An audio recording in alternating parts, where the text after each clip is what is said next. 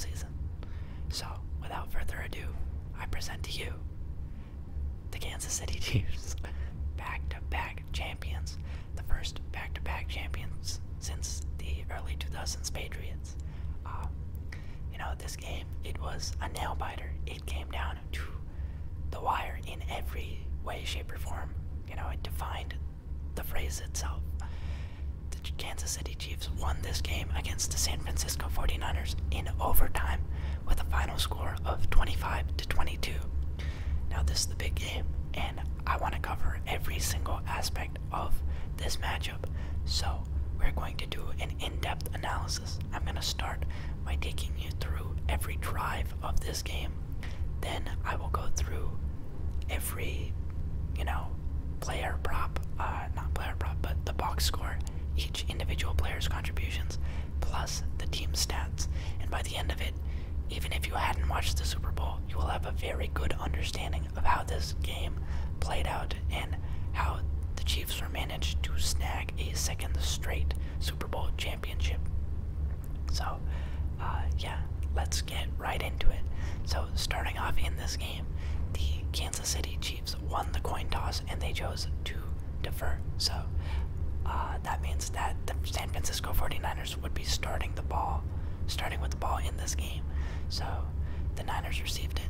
They had a pretty good opening drive. In 5 plays, they were able to cover 48 yards in the first 2 minutes and 45 seconds. But then, disaster strikes early for San Francisco as Christian McCaffrey, fumbles the ball. Very uncharacteristic of Christian McCaffrey this season. He only had 2 lost fumbles the entire year prior to this, and he had the biggest workload of any running back. So, very unlucky for the 49ers, immediately starting with such a uncharacteristic mistake for them. So, the Chiefs take over in their own territory, and, to everyone's surprise, they are stymied big time. The Chiefs had this long stretch of playoff games where they scored on their opening possession. That came to an end in the Super Bowl matchup. They had a 3-and-out in their first possession, 3 plays, only 6 yards. They took up 2 minutes on that drive, and then they had to kick the ball back to San Francisco. San Francisco got the ball. They, I believe, picked up 1 first down, and then they also could not do very much at all. They had a 18-yard pass to Brandon Ayuk, and then after that, just false start after false start, 2 consecutive false start penalties on Trent Williams. Another baffling mistake. Trent Williams, one of the best in the NFL All-Pro year after year, and on the biggest of stages, he makes back-to-back very costly penalties for these 49ers. So they have to punt. So the ball goes back to the Chiefs. The Chiefs hold on to the ball for 4 plays, and then they also have to punt. So a lot of punting and not a lot of scoring in these opening minutes of the game. At that point, the first quarter comes to a conclusion, and we have a very compelling game tied at a score of 0-0. But that changed pretty quickly afterwards as San Francisco strung together a 10-play drive. They got 46 yards on it, and after spending 4 minutes and 5 seconds of the clock, they were able to finally put some points up on the board. They got the game's first field goal. After that, you have the Chiefs putting together a good drive of their own. They're creeping in to the end zone, and what do? They hand the ball off to Isaiah Pacheco, and he too suffers from a fumble loss. So all of the Chiefs' momentum in that drive, any positive yardage they picked up, it all goes to waste. Now this play is actually one of the most consequential plays of the entire Super Bowl. And it's not just because the Chiefs could not score on the drive. It is actually what happened on the sidelines, both sidelines of this play. First up, you have Travis Kelce. Travis Kelce was not in on this play. He was not in as a blocker because it was a running play, and he was furious. He was absolutely hellbent on the fact that he was not being involved in the offensive production thus far. Through the entire first quarter, we saw one catch from Travis Kelce for 2 yards. So he is reasonably frustrated, but the way that he took out his frustration shocked most viewers. He walked up to Coach Reed on the sideline and basically body slammed him, and then subsequently yelled in his ear like, "Hey, put me in." And yeah, it was quite shocking. It's been a while since I've seen a successful coaching duo, or a successful player and coach combination really have like a violent outburst like this on the sideline. Obviously, he didn't knock him to the ground, he didn't hit him, but he definitely slammed Reed in a way that Reed was not expecting at all. He was certainly caught off guard. So yeah, shocking twist of events on that side. And on the other sideline, you have one of the most tragic injuries I can ever recall. Isaiah Pacheco fumbles this ball on the sideline. You have, actually, was it this play? It must have been. You have Dre Greenlaw, who is ready to celebrate. He is watching. He sees the ball gets knocked loose. He kind of steps on the field, then he steps back, and then once he knows that San Francisco has recovered, he goes to run onto the field to celebrate the fact that they are going to be on offense. And he somehow gets his foot caught in the grass in just the wrong angle, and he immediately falls to the ground. And not only that, he is out for the entire rest of the game. It looks like an Achilles injury. It is most likely that he tore his Achilles and that he'll be out for a whole year. And I've got to say, that is one of the most gut-wrenching ways to get injured in all of NFL history. To play the entire season, to have such a good defensive standing, to finally make it to the big game with a chance to win it all, and on the sidelines of the game, you are cheering for a play that was good for your team.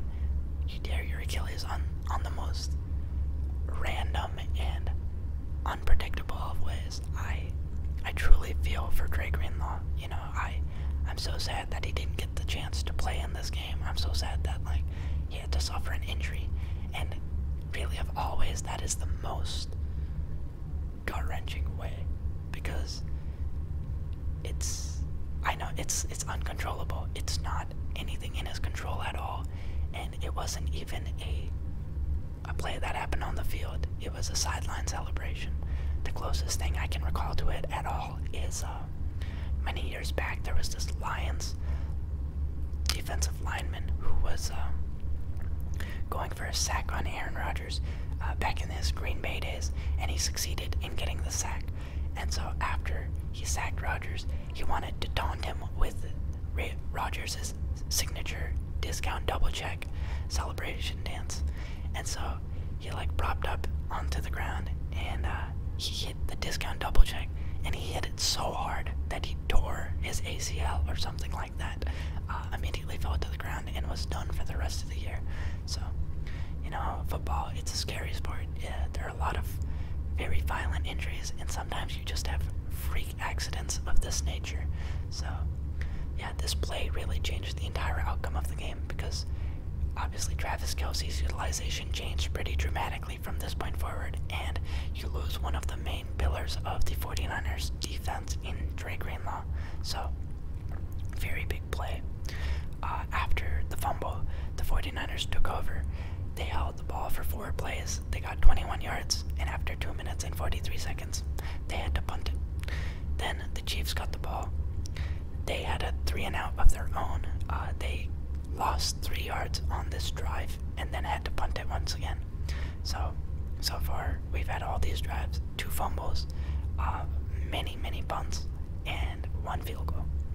Then San Francisco gets the ball. In 8 plays, they're able to charge it down the field, 67 yards, with 3 minutes and 26 seconds off the clock. They score a very, very nice trick play touchdown. It was Brock Purdy who threw it to Juwan Jennings, and then Juwan Jennings threw it back across the field to Christian McCaffrey. McCaffrey with blockers and just a bunch of space in front of him, you know, trots into the end zone for a very easy touchdown. So now at this point, the San Francisco 49ers lead at a margin of 10-0, and then you have the Chiefs who take over. They put together a pretty long drive, 13 plays. They managed to get 65 yards, but they are unable to punch it in, so they settle for a field goal, which is very, very good for the Chiefs, because I believe it was Jim Nantz who said there has never been a Super Bowl victor that was shut out in the first half. Yeah. So basically, no team has ever scored 0 points in the first half of the Super Bowl and then gone on to win it in the end. So, according to history, it was very prosperous, very advantageous for the Kansas City Chiefs to get that field goal at that time. Then, with 20 seconds left on the clock, the 49ers ran one play and it went into halftime. After that, we saw Usher do the halftime show, and it was plenty entertaining. You know, the start of his set, personally, I thought it lacked pizzazz. It was just a bunch of people on the field dancing around. You had Usher doing his signature spinny moves. I didn't really know his opening song. I don't know if that is just due to my age or if he went with one of his bigger sleeper songs. I definitely knew a lot of the songs in the latter half of his performance, but the starting song I did not know at all, so I was kind of waiting for it to pick up. Then you had the introduction of Alicia Keys with her red dress and the piano. That was magnificent. I really think that the performance started to come together after that point. After that, what did you have? You had this time, this big clock with Usher in the middle of it. It was a nice gimmick. Then a bunch of roller skates. Usher, he donned this bedazzled suit, kind of looked like the Blue Beetle in Bedazzles. And yeah, he was in rollerblades, so that was pretty nice. And then yeah, he played some of his bigger hits. We ended off on a good note. It was fun. It was a lot of fun. Usher, quite a sweaty individual. You could tell that he was putting every ounce of his heart and soul into that performance. Every time that he was off stage for a wardrobe change, they would wipe his face, and immediately in 30 seconds, drenched once again. But you know, I resonate. I used to do track and field back in high school, and pretty much any time we had to do any sort of running, the number one place where sweat would rise out of me was my face. So it always looked like I was trying super hard, but really I think it was just a genetic advantage that I got sweaty in my face before anywhere else, because you know, a sweaty face is correlated with hard work, whereas a sweaty back, it is also correlated with hard work, but people see your face before they see your back, and your face is more recognizable. So yeah, hats off to Usher for entertaining the crowd during that halftime. Then we start off with the Kansas City Chiefs getting the ball in the second half. They're ready to put the moves on and get back into this game. They go out, they run 3 plays, and bam, one of the worst Patrick Mahomes reads I have ever seen. He is throwing, I don't even know, it was either an overthrow to Travis Kelce or a throw into double coverage for Marquez Valdez-Scantling. It was very puzzling. Patrick Mahomes doesn't often force the ball into places where they don't need to be, and this was just one of those times where he did. It was quite awful. So, very bad read. At this point, it's kind of worrisome for the Chiefs. You know, you had all that time at halftime to regroup yourself. You're coming out trying to make up this 7-point deficit, and you throw an interception. So things are not looking good. But luckily, San Francisco takes over. They do absolutely nothing at all. They lose 1 yard on their entire possession, have a 3-and-out, and then they punt the ball back to the Chiefs. The Chiefs, after that, another 3-and-out. So 3 plays, 9 yards. Then they kick it back to San Francisco. Then the San Francisco 49ers, another 3 and out. So we make it through this early part of the third quarter, and there is just nothing happening at all. Just punt, punt, punt. And finally, the Chiefs get the ball. They put together a nice 9-play drive to get 47 yards off of it. And while they can't fully capitalize, they put up some more points on the board. So now it is 10-6 in favor of San Francisco. Then you have, another a kickoff to San Francisco. San Francisco does nothing at all with it. They get 0 yards on this drive. So San Francisco so far in the third quarter, 3 plays for -1 yard, 3 plays for -1 yard, 3 plays for 0 yards. They haven't done anything at all. They've been completely stopped. The Chiefs then get the ball back. They also suffer a 3 and out. So, until really maybe like 5 minutes left in the third quarter, this is a very defensive matchup. Like, these offenses, they're not able to put anything together nicely. But this is where the luck turned in favor of the Chiefs. Upon punting after their 3 and out, the Chiefs kick it to the other side of the field. The ball, right before it hits the ground, happens to clip the heel of one of the 49ers blockers during the punt return. So, I think, what's his name? Ray McLeod III. He tries to pick up the ball after that because he knows it's a live ball, but he is unsuccessful in his efforts, and the Chiefs take over deep into their own territory. And obviously here, now it's not too hard at all. 16 yards is all they need for a touchdown, and they get it in 1 play. So bam, just like that. A game where Kansas City had been extremely sloppy. Interception, a lost fumble, multiple 3 and outs. All of a sudden they're up in the game. They're winning 13-10. San Francisco sees this and they decide, alright, it's time to lock in. We have now gone into the 4th quarter of the game, and yeah, it's always how these games pan out. Kansas City with the loss, a deficit early on, and now 4th quarter they've got a lead going. So Brock Purdy takes over. The San Francisco 49ers finally remember how to play football, and they put together a very nice 12-play drive. They cover 75 yards in 6 minutes and 6 seconds, and they score the touchdown needed to take the lead back from the Kansas City Chiefs. So all is smooth sailing here, but this is where, San Francisco's luck happens to turn even worse. They missed the extra point. The snap was pretty solid, but Jake Moody just drove the kick a little too low. It hits the arm of one of the Kansas City, defenders, and they can do nothing about it. So what should have been a 4-point lead, 17-3, San Francisco now only leads by 3 points, and this will be huge. This is a critical mistake or just bad luck on San Francisco's end. After that, Kansas City gets the ball. They charge down the field as well. 5-minute, 36-second drive, 12 plays, 69 yards. They have to settle for a field goal, so now the game is tied, 16-16. Then you've got the 49ers once again, 7 plays, go down the field, 40 yards. They take 3 minutes and 53 seconds off the clock, and they are able to snag another field goal. So now they're up 19-16. Now this is where that missed extra point really comes into play. If they had hit the extra point, it's a 4-point deficit.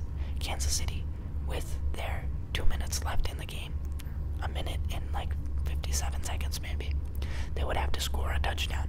That is huge. That is, I think they had 2 timeouts left at this point. Completely different ball game. But now all they have to do is get a field goal and send it into overtime. So Kansas City does just that. 11 plays, 64 yards. In 1 minute and 50 seconds, they're able to line themselves up very nicely, and they kick the field goal, tie the game up. After that, there's 3 seconds left on the clock.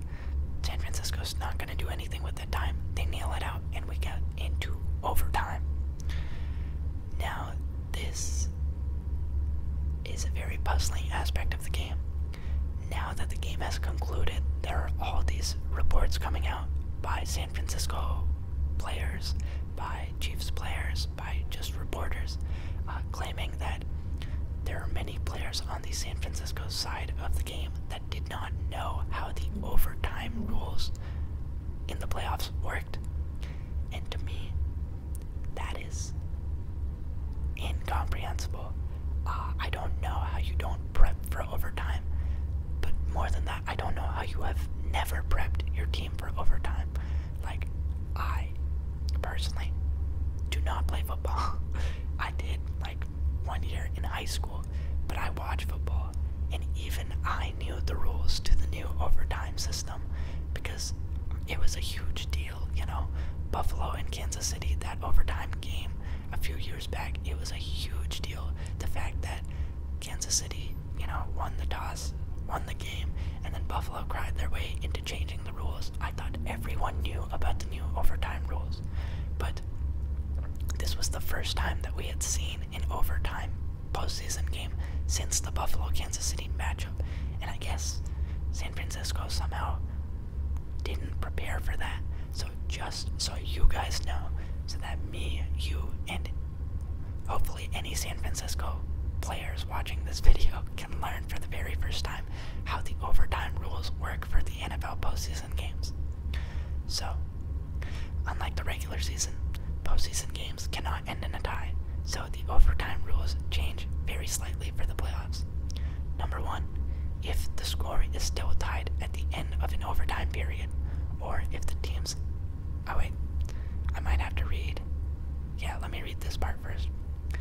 Each team will have an opportunity to possess the ball in overtime. This is where the rules differ from where they used to be.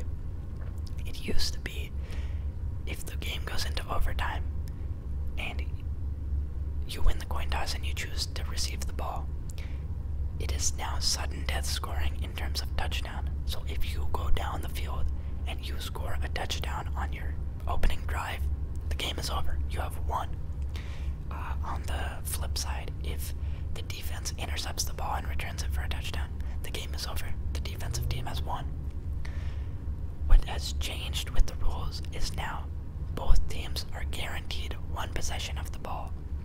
Beforehand, it was only the case if you scored a field goal. If the first team scored a field goal, the game would not end. The second team would have the chance to go down the field and score a field goal as well.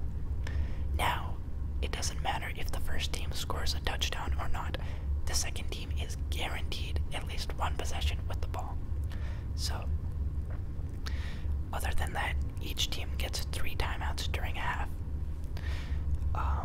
If the score is still tied at the end of an overtime period, or if the second team's initial possession has not ended, the teams will play another overtime period. Play will continue regardless of how many overtime periods are needed for a winner to be determined. There will be a 2-minute intermission between each overtime period. There will not be a halftime intermission after each second period.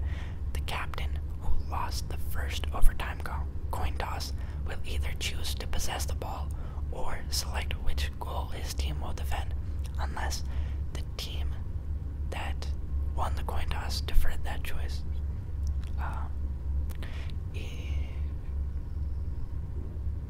The same timing rules that apply at the end of the second and fourth regulation periods also apply at the end of the second or fourth overtime period. So I guess there's a 2-minute warning is what they're trying to say. And in overtime, all replays are reviewed upstairs. Like, it's all booth review. There's no challenges. And then, lastly, if there's still no winner at the end of the fourth overtime period, there will be another coin toss, and play will continue until a winner is declared. So, in summation, how the playoff overtime rules used to work: the team that won the coin toss would choose to get the ball. They would go down the field. If they scored a field goal, overtime continues. If they scored a touchdown, the game would be over and they would win. What the rules are now: both teams get a chance to possess. If the first team scores a touchdown and 2-point conversion, no points at all, or 3 points, it doesn't matter. the second team will get the chance with the ball. The second team, if they tie the game, say they score a field goal and it's tied 3-3, we'll go into another overtime period. We'll just continue. If the second team happens to score more than the first team, then the game is over. Sudden death, it's done. So now, having an understanding of how the overtime rules work, let's go over what happened in this Super Bowl's overtime period.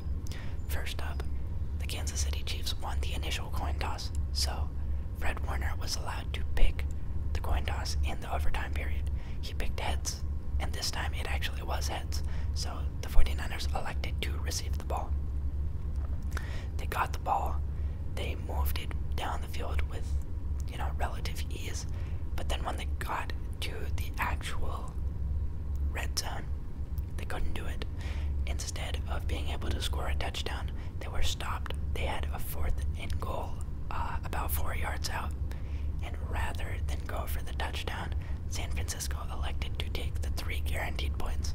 So they kicked the field goal. They brought the score up 22-19, and they kicked the ball off to Patrick Mahomes and company. Now, a very important aspect of this drive was just how long it took. San Francisco on this drive took up 7 minutes and 38 seconds of the clock. The first overtime period is 15 minutes long, so they essentially took up over half a quarter on this one drive. Kansas City, upon getting the ball, they were put in some bad places. They had to convert a 4th down.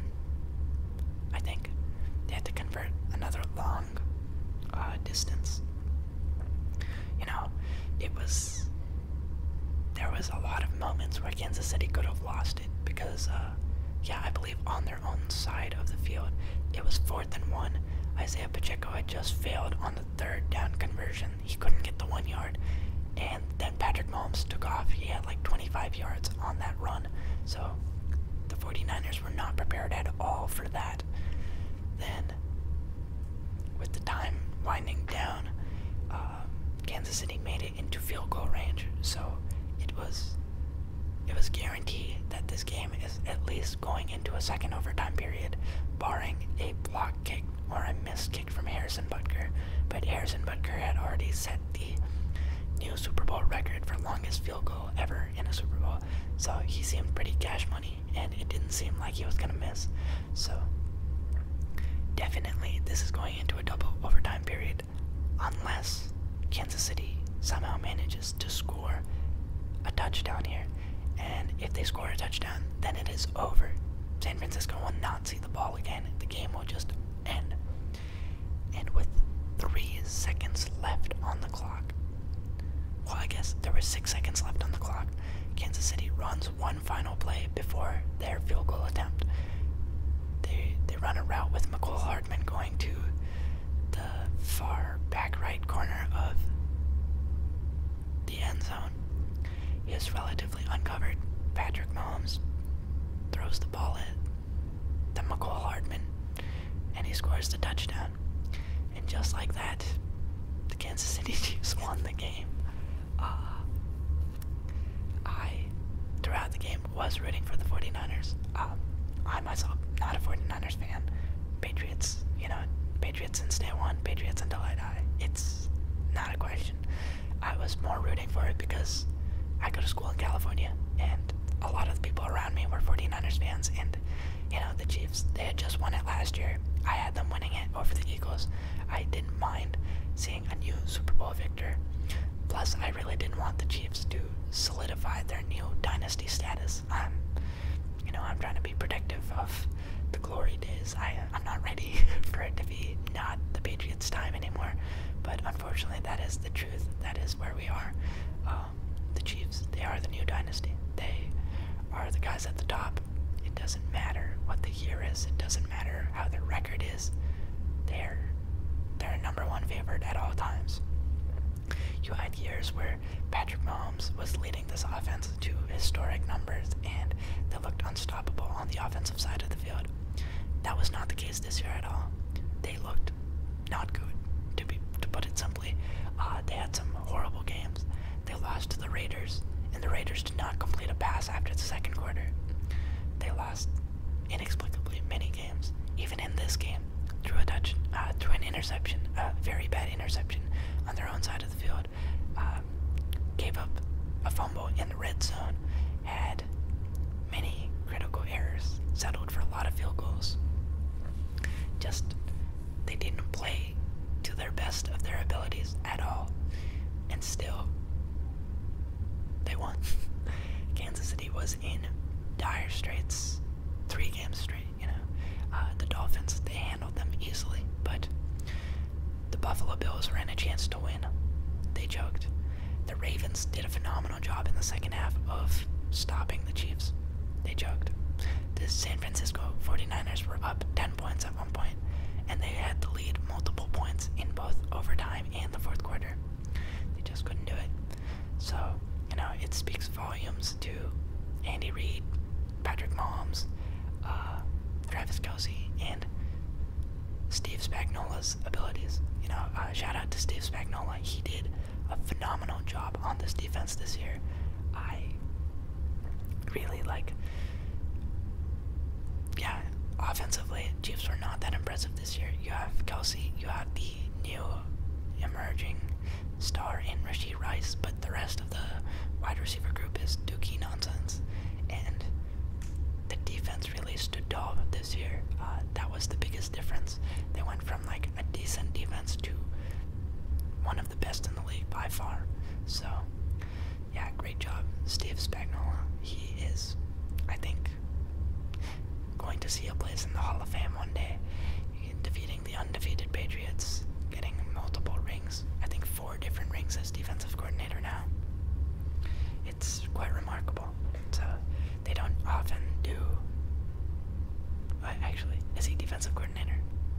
He's something. He's something on the defensive side. Whether it's secondary back for the Giants or if it's defensive coordinator now. Yeah, just great game from him. But now I can stop all this glazing and let's just talk about the box score of this game. First up, San Francisco 49ers. You have Brock Purdy completing 23 of 38 passes for 255 yards.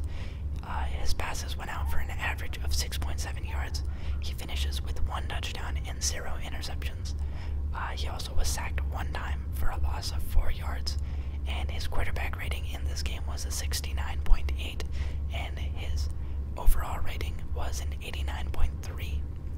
Then, also throwing for the San Francisco 49ers was Juwan Jennings on the one trick play.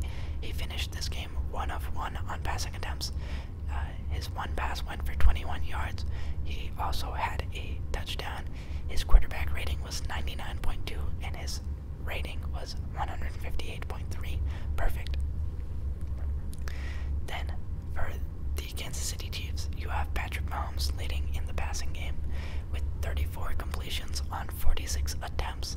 He finishes with 333 yards through the air, 7.2 yards average per pass. Then, he finishes with 2 touchdowns and 1 interception. He was sacked 3 times for 8 yards. His quarterback rating was 75.8, and his overall rating was 99.3.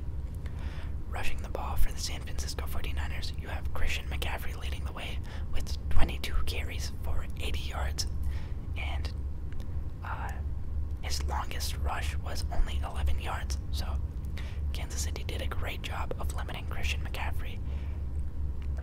After that, you had Brock Purdy taking off 3 times for 12 yards, averaging 4 yards per carry, and his longest rush was for 9 yards.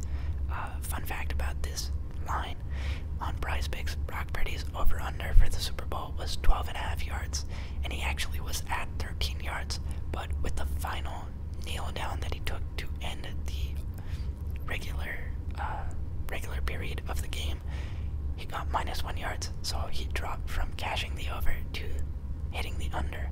So, just a fun fact for you guys. After that, you have Elijah Mitchell, who had 2 carries for 8 yards, Deebo Samuel, who had 3 carries for 8 yards, and Kyle Juszczyk, who had 1 carry for 2 yards.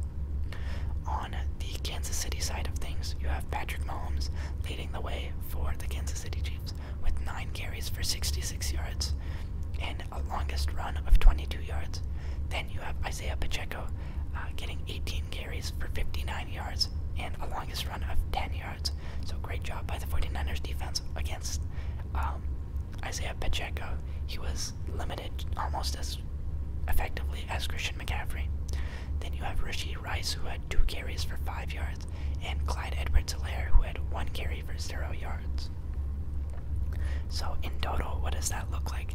You have the San Francisco 49ers getting 110 yards on the ground, and the Kansas City Chiefs getting 130 yards on the ground. And finally, we get to the receiving game. You have Christian McCaffrey leading the way for the 49ers, even in the receiving game. He had 8 catches for 80 yards, 1 touchdown, with a longest catch of 24 yards. Then you have Brandon Ayuk, who had 3 catches for 49 yards, averaging 16.3 yards per catch, and a longest catch of 20 yards. Then you had Juwan Jennings, who finished with 4 catches for 42 yards, an average of 10.5 yards. He also had 1 touchdown and a longest catch of 23 yards. Then Deebo Samuel, who finished with 3 catches for 33 yards. His longest went for 12 yards, but he led the team in targets with 11. So he was locked down pretty well by the dynamic duo of Trent McDuffie and L'Jarius Sneed. Then you had Kyle Juszczyk, who finished with 2 catches for 31 yards, averaging 15.5 yards per catch and a longest catch of 18 yards. Then you have Ray McLeod III, who had 1 catch for 19 yards, Chris Conley, who had 1 catch for 18 yards, and finally, George Kittle, coming in last place on the 49ers with 2 catches for 4 yards. On the Kansas City side of things, you have Travis Kelce leading the way in the end with 9 catches for 93 yards, with the longest catch of 22 yards. This came on 10 targets. The second half in overtime was really a big shift for Travis Kelce. He ended the first half with 1 catch for 2 yards on 1 target. So, the 49ers had completely eliminated him, but that changed super drastically in the second half, and that was one of the key ways that the Kansas City Chiefs were able to climb back into this one. After that, you have Mecole Hardman, who had 3 catches for 57 yards and a touchdown. He had the game-winning touchdown, but he also had a long 52-yard catch. So, very, very good game from Mecole Hardman. Then you had Justin Watson, who had 3 catches for 54 yards. His longest went for 25. Then you had Rashee Rice with 6 catches for 39 yards. Isaiah Pacheco with 6 catches for 33. Noah Gray with 2 catches for 22 yards. Marquez Valdez-Scantling with 3 catches for 20 yards. Jerick McKinnon with 2 catches for 15 yards. And finally, Richie James with 0 catches for 0 yards, but he had 1 target. So, in terms of fumbles on San Francisco's side, you have 1 fumble lost by Christian McCaffrey, 1 fumble lost by Darrell Luter Jr., and 1 fumble recovered by Javon Hargrave. On the Kansas City side of things, how does this make sense? Oh, I guess they recovered their own fumbles, so there's a lot of numbers on here. You have 5 fumbles from the Kansas City Chiefs, 2 fumbles from Patrick Mahomes, 1 fumble from Isaiah Pacheco, 1 fumble from Richie James, and 1 fumble from Rashee Rice. Of that, only 1 of them was lost, which was the Isaiah Pacheco fumble. The other fumbles were recovered by Patrick Mahomes, Isaiah Pacheco, Richie James, Justin Watson, George Karlaftis, and Jalen Watson. Then, defensively, let's just take a look at sacks. You have Eric Armstead, who recorded a sack and a tackle for loss. Javon Hargrave, who had a sack and a tackle for loss. No sacks for Nick Bosa. And on the other side of things, who got the interception?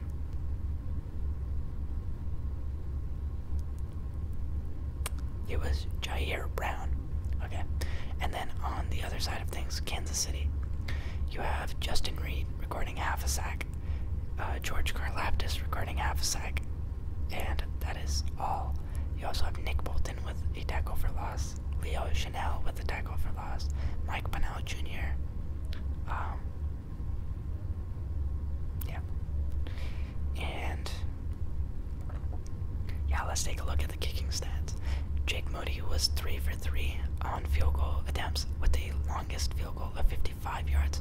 This was the longest field goal in Super Bowl history for a grand total of like 4 minutes until Harrison Butker beat it out in the second quarter. So yeah, he had 3 field goals, and then he was 1 for 2 on extra points. He finished with 10 points. Then you have Harrison Butker, who was 4 for 4 on field goals and 1 for 1 on extra points. He finished with 13 points. His his longest field goal with 57 yards. Then, in terms of punting stats, you have Mitch Wishnowski, who had 5 punts for 254 yards, averaging 50.8 yards a punt. He had 3 punts down in the 20, and his longest punt was 55 yards. Then you have Tommy Townsend with the exact same stats. Also 5 punts for 254 yards, averaging 50.8 yards per punt. He was slightly worse on one of these aspects. He had 2 down in the 20, and he had a longest punt of 62 yards. So great punting in this game. And yeah, that kind of covers everything. Is there anything else that needs to be said? Yeah, I guess time of possession. Time of possession in this game was in favor of the San Francisco 49ers. They finished holding the ball 38 minutes and 31 seconds, whereas the Chiefs held the ball for 36 minutes and 26 seconds. Both teams suffered 2 turnovers. The 49ers end with 382 yards of offense, whereas the Chiefs end with 455. The 49ers finished with 23 first downs to the 24 of the Chiefs.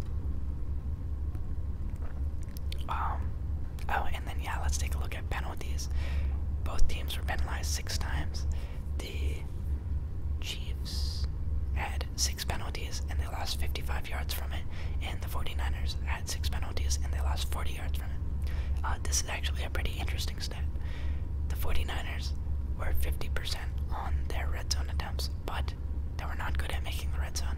Of their 2 trips to the red zone, they converted 1 time, so 1 of 2 on red zone attempts. Then you had the Kansas City Chiefs, who made the red zone 6 times, but they only converted on 2 of those, so 2 of 6 is 33%. They were actually less efficient from the red zone, but because they were able to make it with a higher consistency, they were able to win this game. And really, hats off to both defenses. It was a defensive battle for a large part of the game. Both teams looked really bad at different points. In the entire first half, the Chiefs looked awful. In the entire third quarter, the San Francisco 49ers looked awful. And that wasn't really, though part of it was self-inflicted injuries, it was also just really good defense by both teams. In a bit of unfortunate news, I found out just before recording this video that the San Francisco 49ers have released their defensive coordinator, Steve Wilks. That is really a questionable move, in my opinion. Steve Wilks came in for D'Amico Ryans, took over, he ran the system. Their defense was pretty good all throughout the year. He limited, the Kansas City Chiefs to 19 points in regulation. Then obviously they let up, but it wasn't, I don't think it was like that bad. The defense needed to hold up for 3 more seconds. I really think it's luck and maybe play calling that cost the 49ers in this game. Obviously, the biggest thing being the fumble off the heel of the punt return. That really changed the entire outlook of the game. If that had not happened, it would be a whole new game. And Jake Moody's missed extra point. Those 2 moments are gonna haunt San Francisco for the years that come. They come so close every year, and they just can't nail the head on the coffin. So they walk away trophyless once again. And the Chiefs, they have now won 3 5 years, too good. They're just too nice. You know, you doubt them and they still perform. It really is theirs. For an early look at next year, I don't know who's gonna make it out of the NFC, but why would I say anyone that's not the Chiefs? So Chiefs will win the Super Bowl until further notice. But yeah, that concludes everything I have to say for this video. I hope you liked it. I hope you enjoyed it. Thank you all for coming on this journey with me through the entire NFL season. I had a lot of fun. You know, I don't have anyone in my immediate personal life that has knowledge on the Super Bowl at all. As I was watching, sorry, not even Super Bowl, just football in general. I was watching the Super Bowl, and as I was watching it, I was explaining it to the people around me because they didn't know how the rules work. So, you know, quite fitting that the San Francisco fans did not know the rules of the game when the San Francisco players also seemingly do not know the rules. But yeah, thank you for each and every one of you that tunes into my videos. I know it's a very weird, you know, collision of worlds. You have ASMR and you have sports. I don't think the demographics for these are highly overlapping, but I'm glad that I was able to find a niche community that is able to enjoy the kind of content that I would enjoy. So yeah, thank you all very much, and I very much look forward to meeting up with all you guys again for the next NFL season. So don't worry, I'm not going to stop making videos, but they're just not going to be football oriented really going forward. I think I still have to recap my fantasy football season. I've been putting that off because I did so poorly, but you know, the time will come, I will post that one, and then it will be a new age until probably August for this channel. So yeah, it's been a lot of fun. Thank you all.